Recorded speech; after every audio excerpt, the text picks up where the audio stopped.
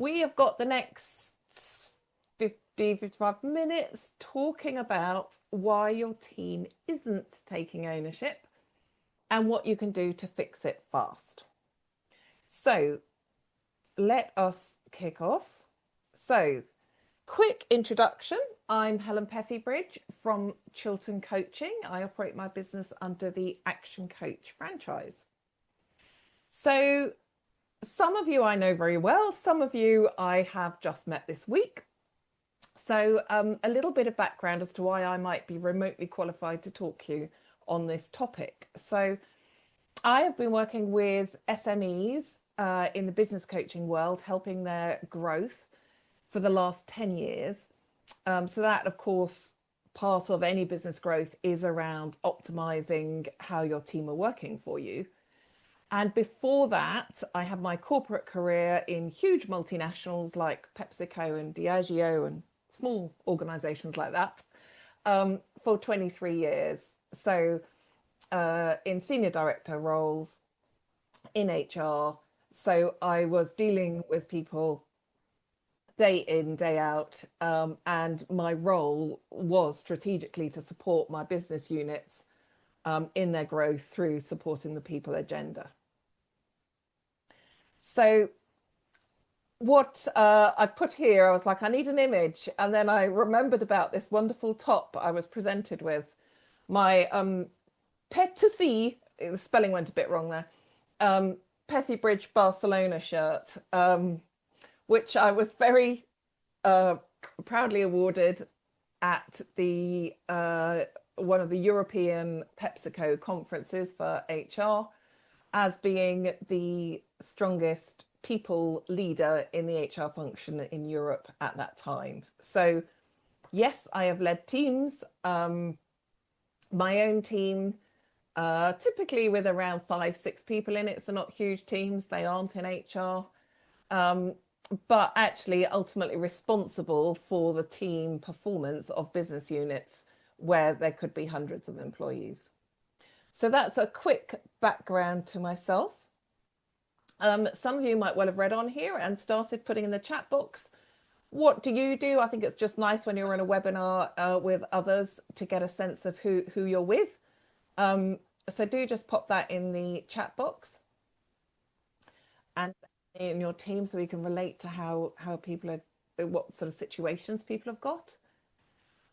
And then my last bullet point here, how to get the most from this webinar. So this is going to be a super interactive webinar. I would like you to all have your phones available. This will be the only webinar you've attended when the leader has said, please do pick up your phone. Because we're going to be using Menti. So as we've got at the top page here, if you can go to menti.com on your phone, and when you go onto there, it will just come up with a screen and ask you to put in a code, and the code is up the top here, 76047860.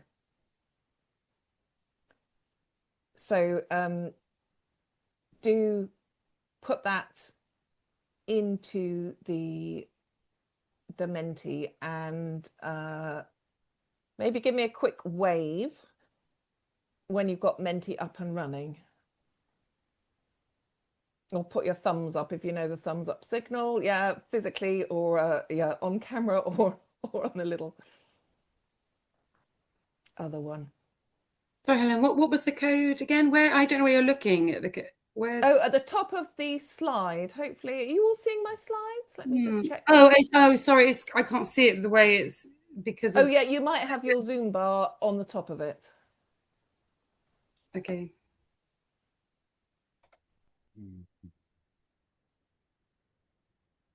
Lovely, thank you. I can just see people are introducing themselves. That is fantastic.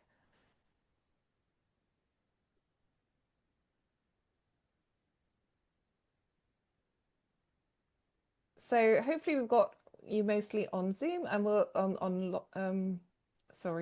Menti, and we will see that very shortly. Right. So with you all on Menti, we will move along.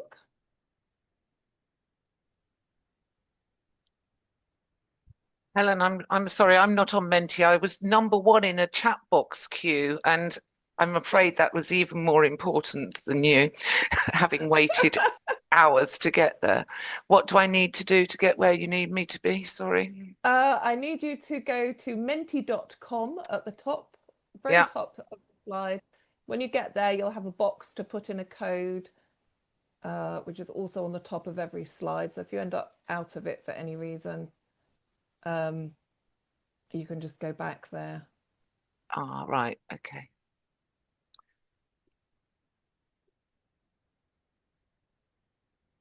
So now you're there, we can try using Menti. So what I'd like you to do, and by the way, when you're using Menti, we can see all your input, but it isn't attributed to anybody. So it's anonymous input. So you can be completely open and honest. Nobody's going to know it's your input other than you. But it can be quite helpful to see other challenges that other business owners are having. So how is it that your team's lack of ownership, how is that showing up in your business? What are you seeing when you think about your team, when you thought, yes, this webinar looks like it's for me, what was it that led you here? What are you seeing that you don't really want to be seeing?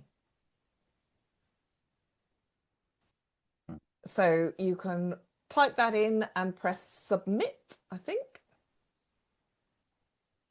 And then we'll see all the inputs come up on this screen.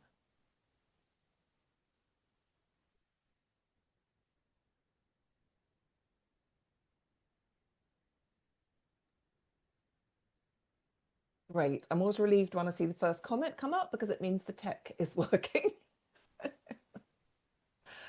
Okay, lack of growth and quality service. Too many questions. We are so going to deal with that one, whoever that got that one. Too many questions going back to you. We're going to absolutely cover that. Ditto lack of accountability, not taking the action or not doing it in spite of the urgency. Yes, you've got a level of urgency and that's not shared in the team. Great. Now, I'll let you into a not so secret here is that I can see I've got 10 people on Menti and I've got 4 answers. I'm looking for 100% participation this afternoon. So I want to see 10 answers because I've got 10 people on Menti. We're getting there. 3 more answers to come in. Not taking on their full role. All right. Selectively doing what they like maybe and not doing the other bits.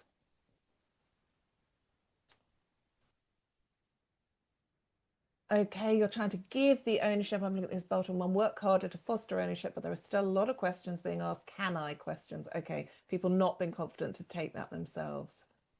People, yeah, ownership is very much a theme coming up here. Ownership and speed and urgency.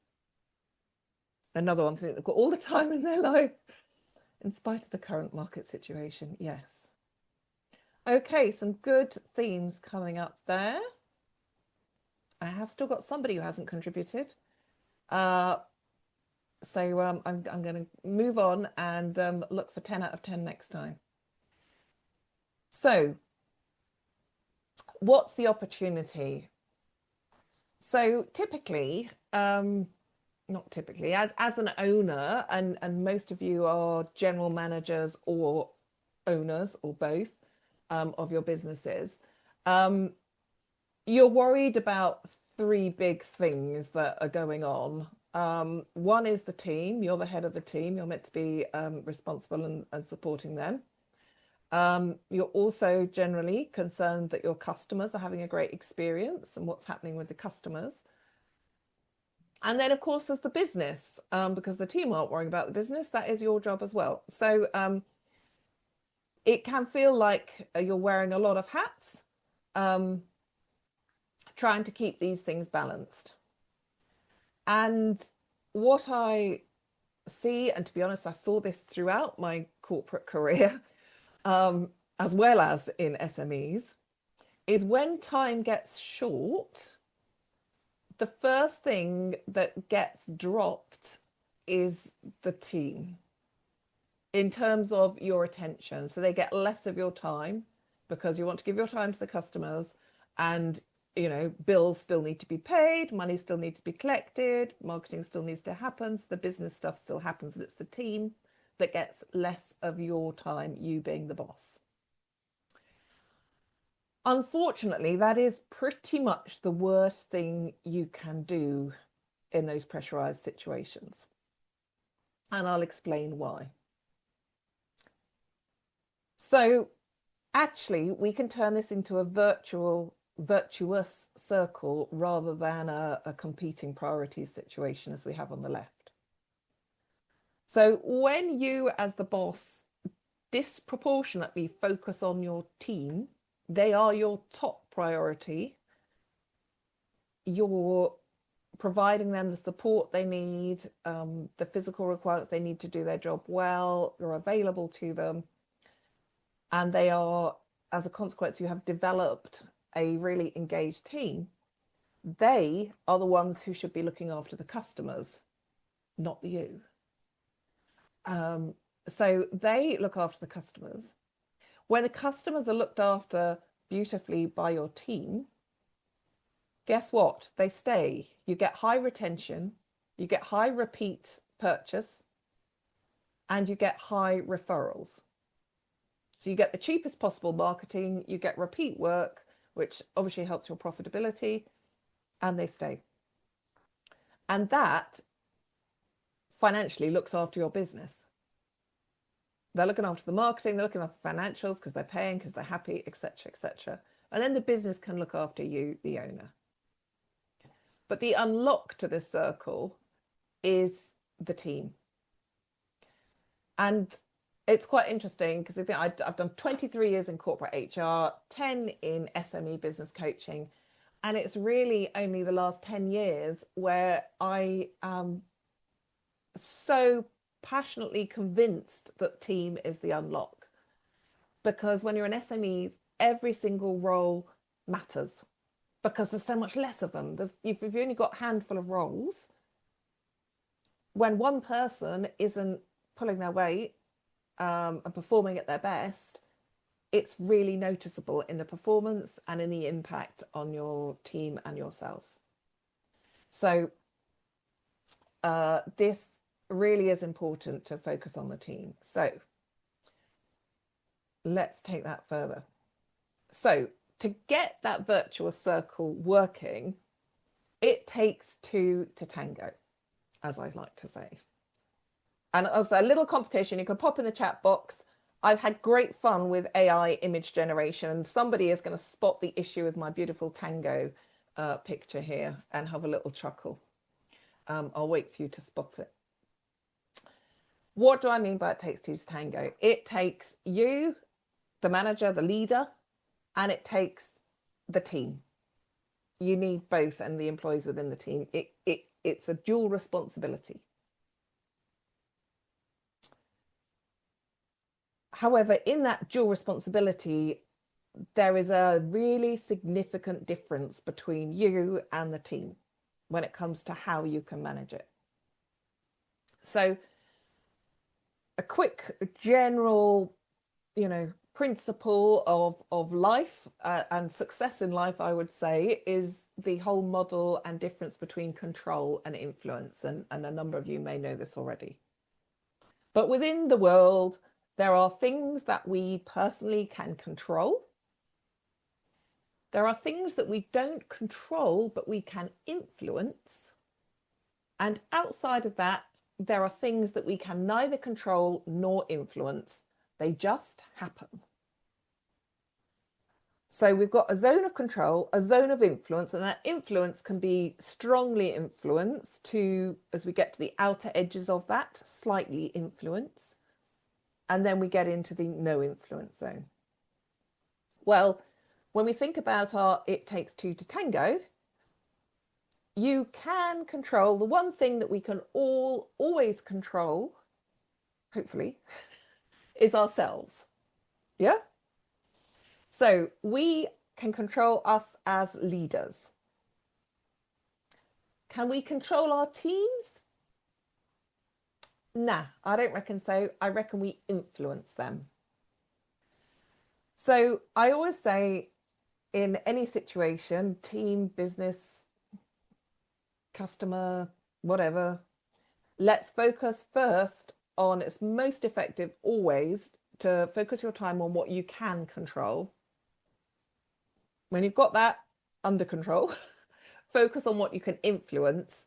And quite frankly, any time spent out here in the grey is wasted time. You're much better, because the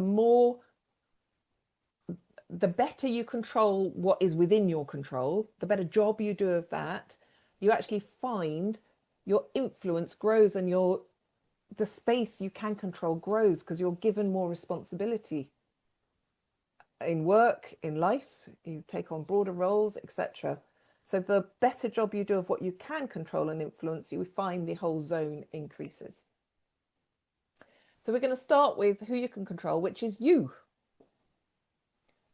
So starting off, let's look at how you're looking at your role. How are you delivering in your role?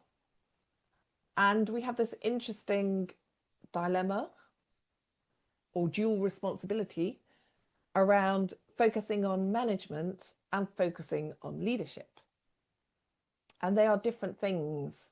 And I think there's a bit of a fashion in language. A couple of decades ago, it was all about management. Now it's all about leadership. I increasingly read articles talking about leadership this, leadership that, and actually the content under that heading is what I would term management. So if we can just go with Helen's definitions of leadership and management for today, and we can have the debate elsewhere. But if we think about management as building competency and productivity in your business and in your people. So are they competent? Do they have the skills and knowledge and experience to do what needs to be done? And are they doing it in a productive way? Is it being delivered efficiently? Versus on the leadership side, can we instill that passion and create the right focus? It's a more strategic element, the leadership. The management is more operational. And as leaders, you generally are responsible for doing both. But the management has to come first. There is no point in having a whole load of passionate people who are not competent, because you're going to get a load of enthusiastic rubbish.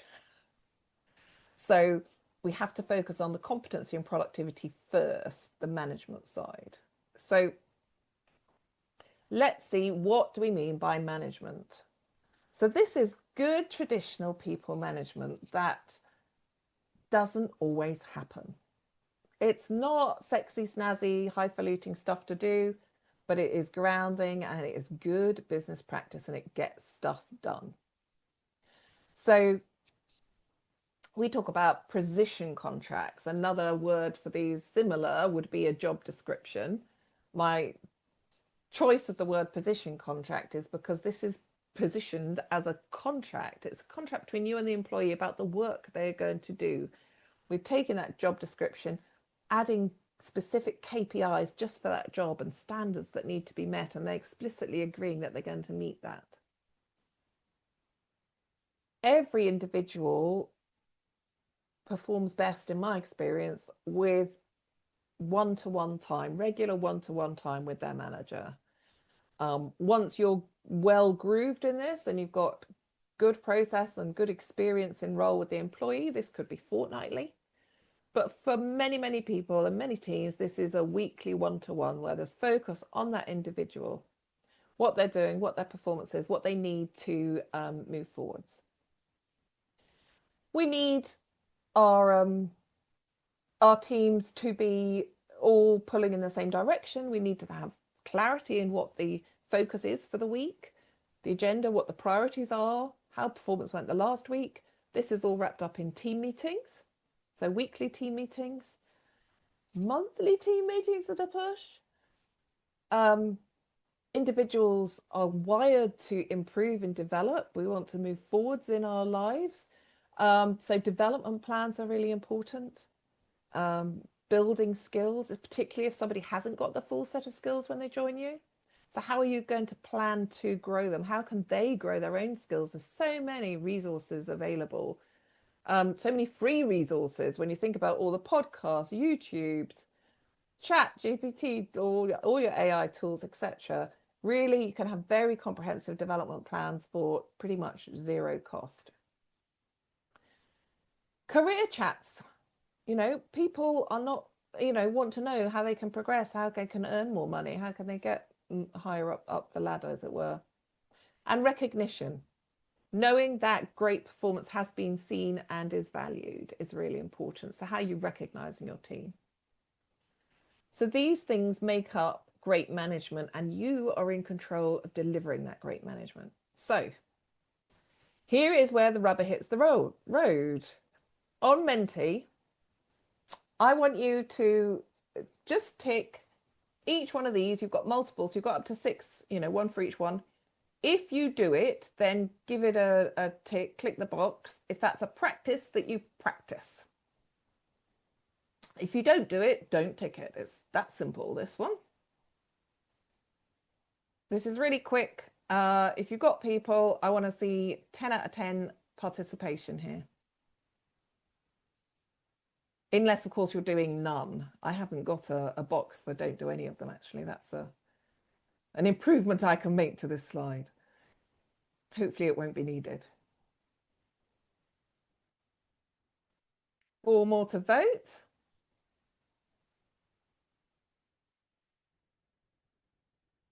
I'll just look in the chat. The observant ones of you did spot my chap in high heels. I could not get chat to give me a man with 2 flat shoes as opposed to just 1. Right, 6 out of 10, come on. 4 of you not voted.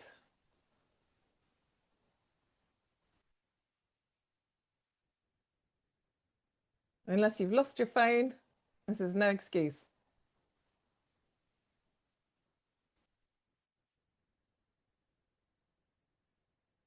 How are we doing? Oh, you're not playing. Who's not playing? Right. So what have we got here? What does this tell us?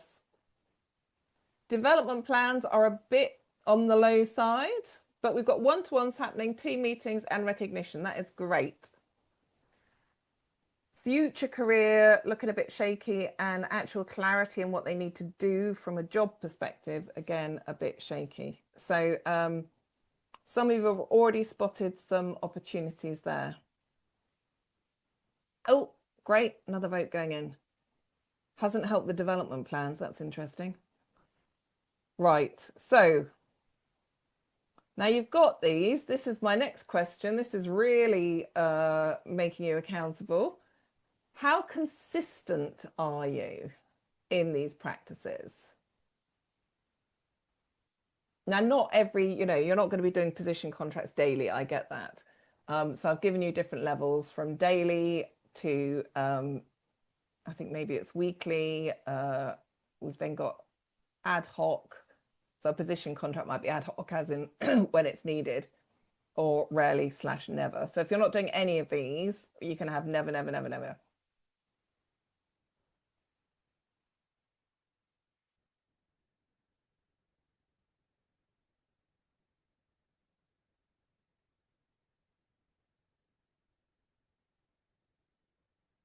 So how often are these happening?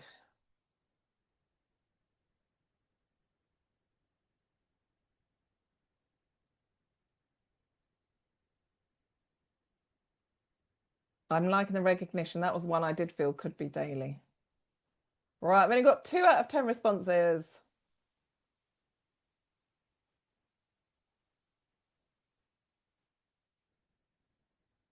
Oh, we're all coming in now. Good, we're halfway.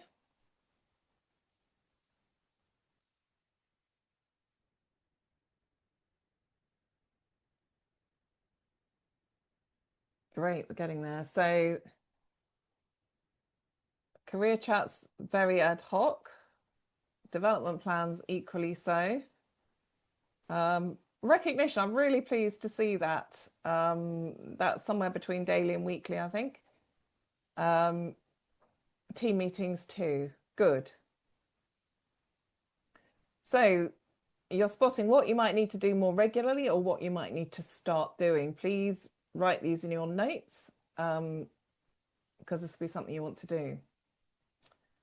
So now I want you to think, this is a think, you don't have to write it down, but do have a think. What happens, especially whoever put in the people keep coming to you with questions. So how do you respond when a team member comes to you with a question? What is your natural response? Just write it down on a piece of paper, or you could pop it in the chat box, whichever you feel comfortable with. But just have a think about how you typically respond when a team member comes to you with a question.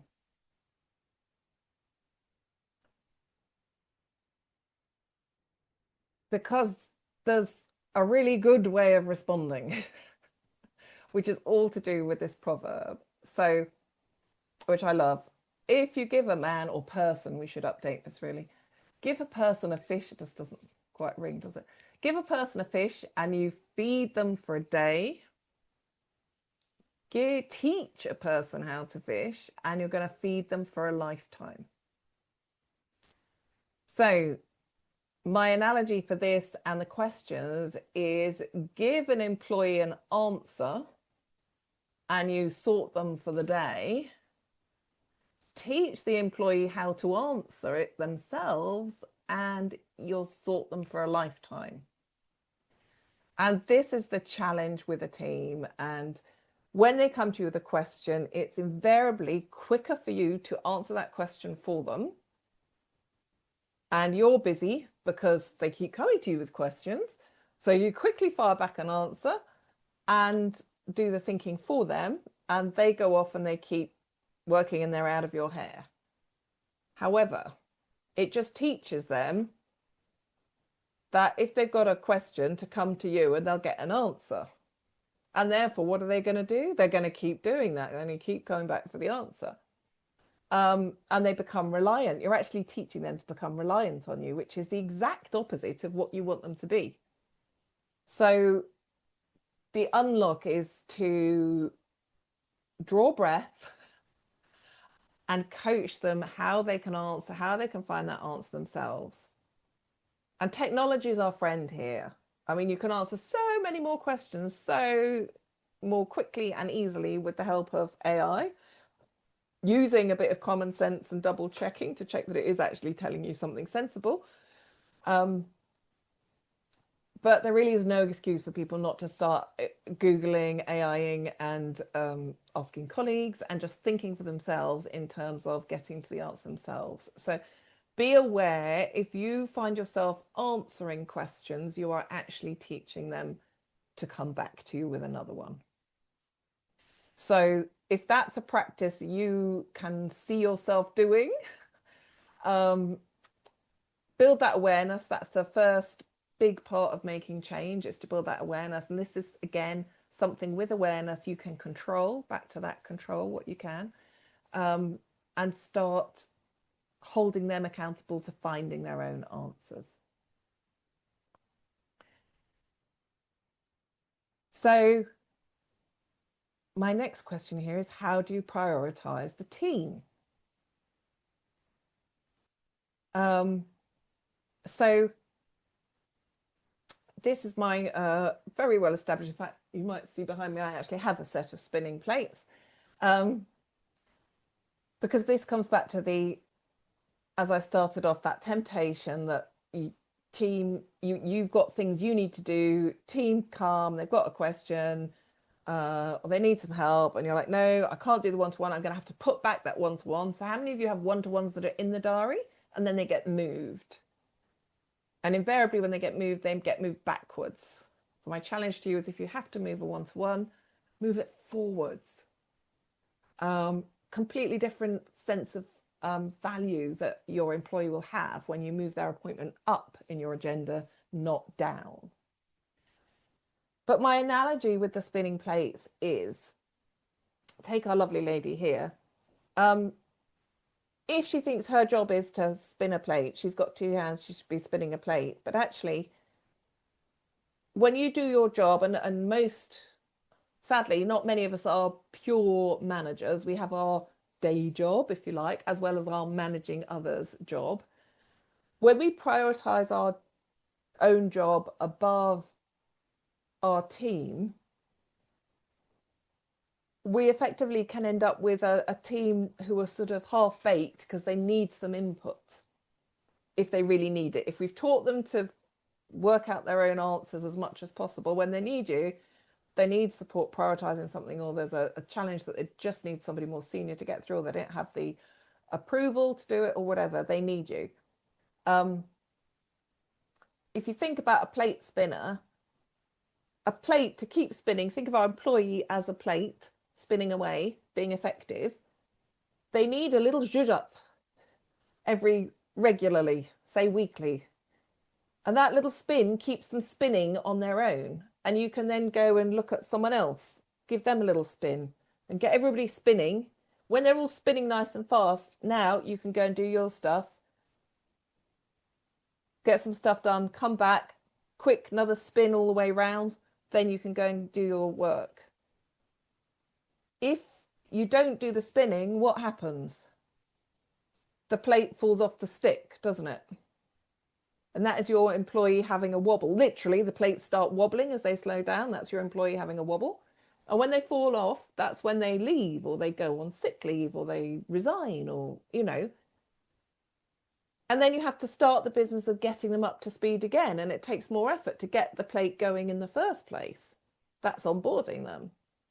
But when they're flying, you can do a quick little spin and they will continue performing and the plates will keep spinning. So it's a great analogy. So think of yourself as a spinner of plates, and your job is to keep them all spinning at maximum efficiency. That will be the most productive thing you can have for your business. And you will also then have the maximum time to do what you need to do as well.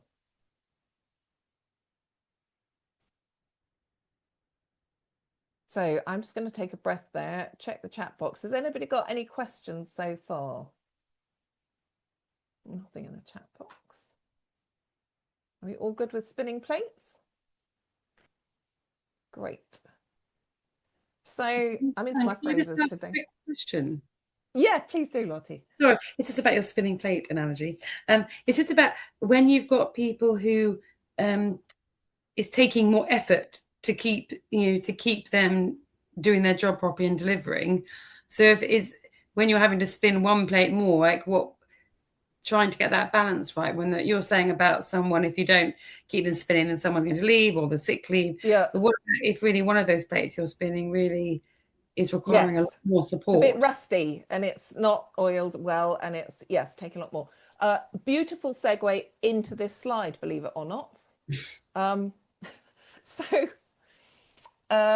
What I'm just going to go on to is exactly that, is however well you manage them, you can have all those management practices in place, you can be doing your spinning, but if you've got a sow's ear, you are not going to be able to make a silk purse.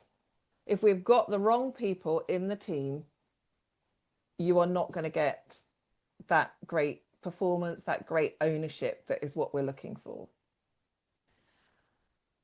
And you have to recognize it, because it's just not going to happen. So we need to make sure as people leaders that you are bringing the best possible people into your organization. And to get the best, it's back to what you can control. What you can control is the process you go through to hire them in the first place, to make sure you have got exactly the skill set and the attitude that you want in your team. So I've simplified this into some key steps here. It starts at the top with this position contract, defining what it is. What is the work that needs doing? What are the key responsibilities, the key outputs of this job, and the standards of this job? And therefore, what is the skills and experience you need for somebody to be able to get that output? Very factual, business economic type language I want to see in these position contracts. When you're really clear on what this job is, then when I'm working with someone, we complete what I call the recruitment kite. It's a decision-making tool, actually, because what can happen is you are thinking, I need exactly this experience. I want them to have had 5 years experience within the same sector that I'm operating in, and all the skills that they need to do the job well from day one. And two things happen when you do that. Oh, and they've got to be 100% matched to our culture. All very admirable, sensible things in a way. However, two things happen. One is, to get that perfect match on every dimension, you end up fishing in a very small pool of people who've got that skill, that level of experience in that particular sector, who happen to be within commuting distance of your job, blah, blah, blah, blah. There will only be so many of them. And when you're looking for somebody that precisely matching your role in a limited field, you then don't get the choice of attitude. You rather have to take, well, they're the only one with that. I've got choice of two, they're the better one. That's not what I call a good hiring decision. They're the better one. My measure of success when hiring is you feel genuinely excited about that person starting in your business or your organization, your charity. The other thing that happens is, no longer do we not get a small choice, and we have to there, typically we sacrifice attitude in that situation. The other thing that happens when you're that precise about what you want, and they've got everything covered, is, why does anybody want that job? If I'm honest, never in my life have I applied for a job where I could do the whole thing. Because if I've got all the experience and all the skills and blah, blah, blah, all the contacts, I'm not learning anything new. Where's the stretch for me as an individual? So if we wouldn't do it ourselves, why would we ask other people to do that? Doesn't make sense. So in this recruitment kite, we're consciously making those trade-offs. We're consciously going, okay, I really need this skill, but that one they could develop in role. I really need this experience, would be beautiful, but actually this sort of sector over here is a parallel enough that would also work. Yeah, we're deciding what our trade-offs are, and we're making that hiring pool a bit bigger and giving ourselves more choice. So that's a really important stage that most people miss out. Then the next bit, the marketing. Yep, recruitment is all about marketing. Again, most people miss this out. What do? They do, well, I say, can you send me your job advert? And what do they send me? The job description, the position contract. Is that an advert? No. An advert is a piece of marketing, a job advert. It needs to market what is great about this role. Why would somebody want to join your organization? What are the opportunities they're going to get through this role? What are they going to learn and grow? What exposure are they going to have? And where are you putting this marketing out there? And my favorite not phraseology to see in a job advert, and if you go on Indeed, it's all over the place, is, the successful candidate will have. Anybody read that? ... Whole long list of bullet points. Whenever did you put an advert out for a new client and say the successful new client or new benefactor or whatever will be brr? You don't talk to your prospects like that, your prospective clients like that. Why would you talk to your prospective employees like that? Just challenging you. So we've done our marketing. We want loads of applications because we want to choose. So then we have a selection process. And a selection process is not a little bit of a chat over a coffee. A selection process is your opportunity to test and assess and see for yourself, has this candidate got those bare minimum requirements that you've worked out from your recruitment kite? Have they got them? Can they demonstrate the skills and experience and judgment to do the role? So we do this, and hopefully you find somebody who really excites you. It can be you don't find somebody that excites you, find that person, and I hear it all the time, unconsciously you go, that's the best candidate. If you want top team who are taking full ownership, driving your agenda as you would do yourself, that dream employee, they are not just the best one that turned up on the day. Is the best one somebody who you're genuinely excited about? If they're the best one, but you're still not excited, they're not the one. Go again. Honestly, it will be quicker and cheaper to go again than make do. So we've found, by now we've done it again, maybe we found our candidate, we're super excited, then we need to make an offer. There's an art to making an offer, and it is not getting away with the bare minimum salary I can possibly get away with. What the difference in performance, somebody who's truly taking ownership and driving the business forward with you, what they're going to bring to the business is so much more than that £1,000 you're arguing over. So be as generous as you reasonably can. Has to be affordable, clearly. But when you found somebody who you are super excited about, please don't penny pinch. And even worse, don't ignore the onboarding. My last point here. You've been through this process, you've found somewhere that's great. Now you need to invest a little bit of time preparing for their arrival before they come. Create the right impression. You don't they wouldn't want to turn up on day one and there's no laptop to work on, no phone to use. They don't know where to come and nobody's there to show them what to do. And they're just like, what do I do? Hanging around all day. We've all seen it.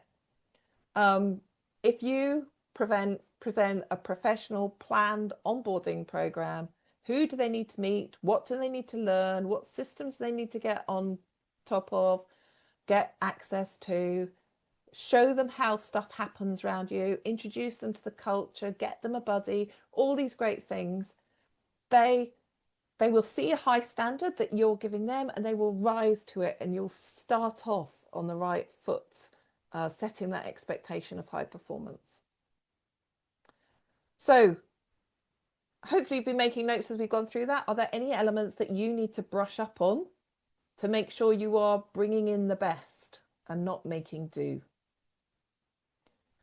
If, back to your point, Lottie, you've got someone and they are just, the spinning is endless and it's not getting there, then honestly, you have to sit and take a tough decision. Work with an HR professional to find a way to move on from that situation. There always is a way forward. There are ways and means of doing it fairly, legally, and with respect, which I always recommend. But you do need to move on from it. So that is how we get engaged people. But what do we have? So when I talk about an engaged employee, this is someone who, these are the kind of people who come in the morning and go, oh, I had this great idea in the shower last night. I wanted to share it with you. They're just proactive. They're driving. They're having ideas. They're thinking around the corner, the next corner, what's going to be needed. They're just spotting opportunities, these kind of people. Now, some of you might be going, Helen, I've never had one of those. And that is entirely likely because we're in a very sorry state of affairs. There's a company called Gallup, International People Surveying Assessment Company, and very, very well regarded. And they've been doing engagement questionnaires of employees globally, country by country, for decades now. I think they started in the 1990s. And I'm really tired. I went to a talk they gave in the Shard actually earlier this year. No, last year. Get my years right. The UK is now at its lowest ever level of engagement. It's, I can't remember if it's 10 or 11% of employees. So in my little rowing boat here, you haven't even got, so this is an 8 with a cox, we haven't even got a whole person actively pulling the oar, driving the boat forwards. We do have a mass of people in the middle who are the unengaged. They're not strongly disengaged, but they're not actively engaged. These are the people who are just enjoying the ride. They're literally sitting in the boat, enjoying the ride. They've got their binoculars out, looking at the view. They are not pulling on their oar. Most of your employees, statistically, are in that box. And then, unfortunately, there's about 15-20% of people who are disengaged, actively disengaged. These are the people who are knocking a hole in the boat to sink it or dragging an anchor to slow you down. So when I've given you those little descriptions, you can probably think in your team, you might have some hole makers, anchor draggers dragging you back. You might have a whole load of people who are doing enough to get by. They want to get their salary at the end of the month. They'll do enough to keep that, but they're not pulling you forward. And there's, depending on the size of your team, maybe one or a few of you really rowing hard, pulling everyone else along. We want to move that proportion massively. How do you do that? Quite frankly, it's a whole nother webinar. But I do recommend you read the book that shows all this research. Is called First Break All the Rules, which I think is a great title for a book. So First Break All the Rules is, you'll find these 12 questions. They huge amount of research and interviews went into creating these questions, and they're retested and they're still proven to be relevant today, about what needs to be in place for you to achieve that level of engagement with your team. And it starts there in importance levels. The number one important thing for somebody to be engaged in their work is to know what's expected of them. That starts with a really clear position contract. When you as a leader give them clear expectations of what and how and standards, that is step one of getting engagement. So, looking at your situation now, thinking about who's dragging an anchor, who's actually rowing forward, how much are you getting disrupted with questions that you don't really want to be answering? Spinning plates that are not going faster despite spinning them. What is the cost of that to you? What's the impact of it on your time? How many hours are you losing to that? What's the opportunity cost? And when I say that, I mean, what are you not getting to in your agenda because you're covering for team members who aren't doing what they're meant to be doing? What's the productivity opportunity? What if you had a whole team of engaged people? How much more productive could they be? How much more service could they be offering your clients? How many more, what else? How could they be munching through more work for you? And what would that produce? What's the impact on your customers, those your business is serving, on your sales, those prospects? We've all walked into a shop and there's been a, meh sales assistant, and you go, no, I'm fine, have a quick look and walk out, versus somebody who's really engaged, really asking you, interested in you as a customer and what you need, what you want, what are your requirements, and then far more easy to make a sale. And here's the big hidden one, I would say. When you're putting up with lack of ownership and poor performance, less than what you want, that person dragging the boat, it's not just you who knows they're there. It's every other member of your team. A number of times I've had a leader go, well, I can't, it'd be really difficult to do that because what are the other team going to think? The other team members know it. They know first when you've got somebody not pulling their weight. And the fact that you let it go on is really annoying to them. And it is the cause of people to leave.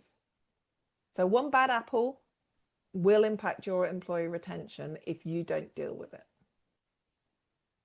I'm being very forceful today. It's my passion on this because I see it. I see it. So, reflection time. Having thought for the last 45 minutes, 50 minutes about this, about your team, what is your level of energy and tension to improve the current situation that you're experiencing in your team? And have a think about how important is it and how urgent, because things, importance and urgence are different things, yeah? It can be important to do, but actually you've got so many other things. It's not urgent now. It's not hurting you that much. But it might have got to that urgency stage because, as I say, if the bad apple spreads, you're going to be short of quite a few more hands.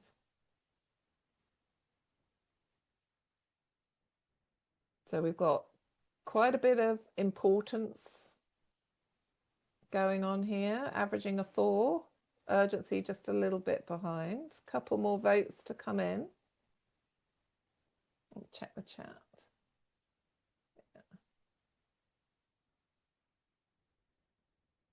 Come on, we've had 8, 9 before. Level importance to make a change, level of urgency.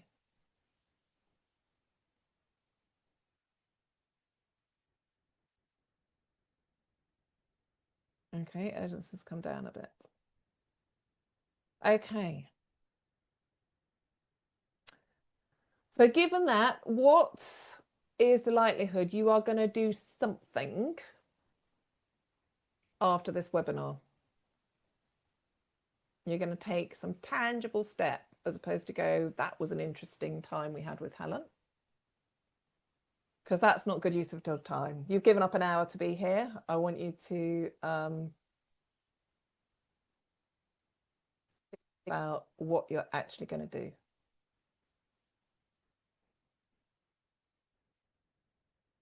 I do want 10 out of 10 here because there is a no action needed. So if everything is perfect, you can tick the no action needed. 5 out of 10. 5 more of you.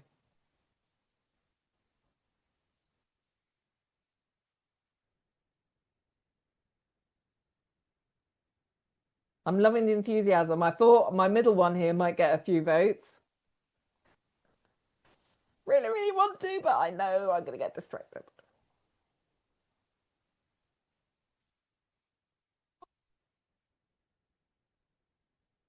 Three more.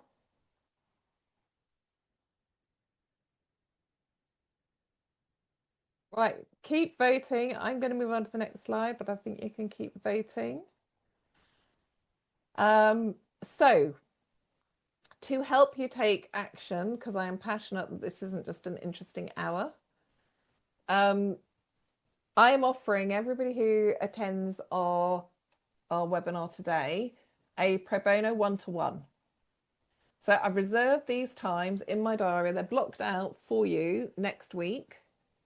The week after is absolute madness. So it's next week. So have a look in your diaries and let me know. Just pop in a time. I'll see your name because it'll pop up in the chat. The time that you would like. And then we can talk. Obviously, I've been talking generically here because we've got so many different types of organizations.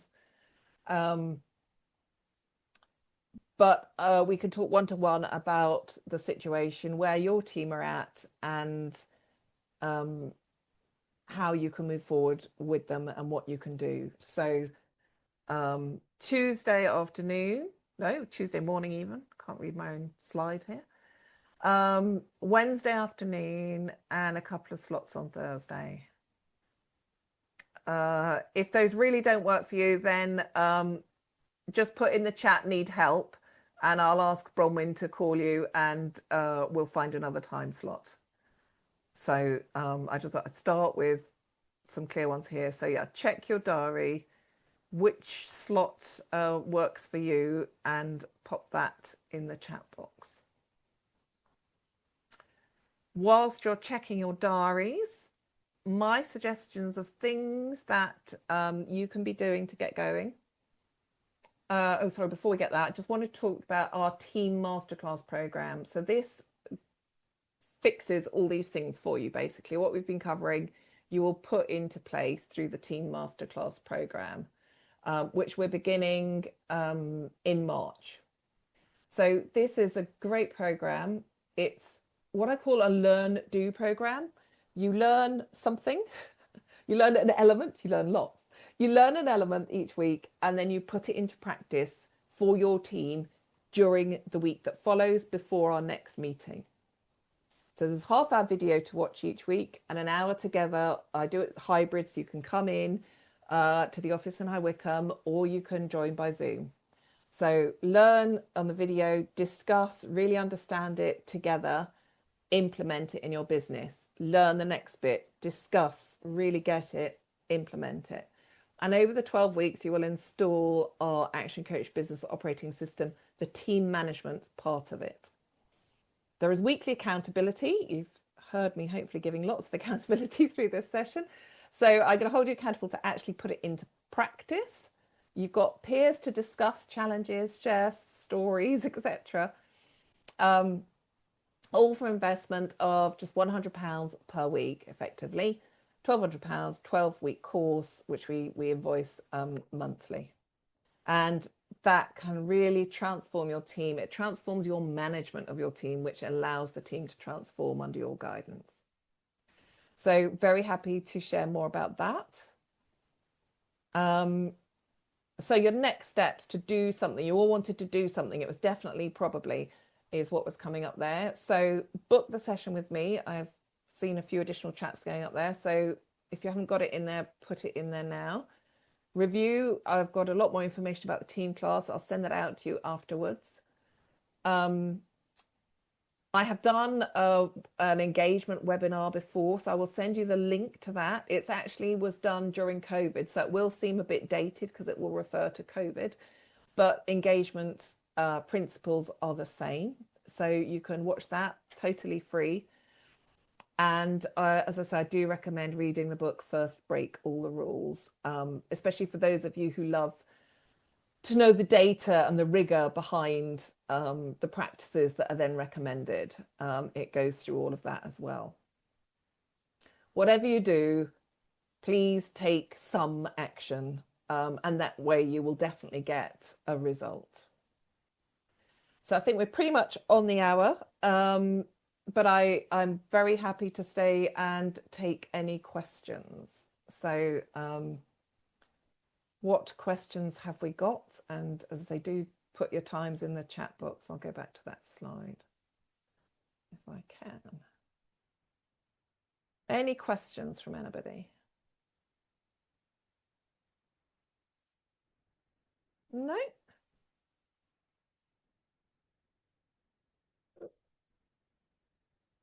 Okay. Well, I wish you a good rest of afternoon and I look forward to catching up with you afterwards and helping you really have your team take that next level of ownership. That's what it's all about.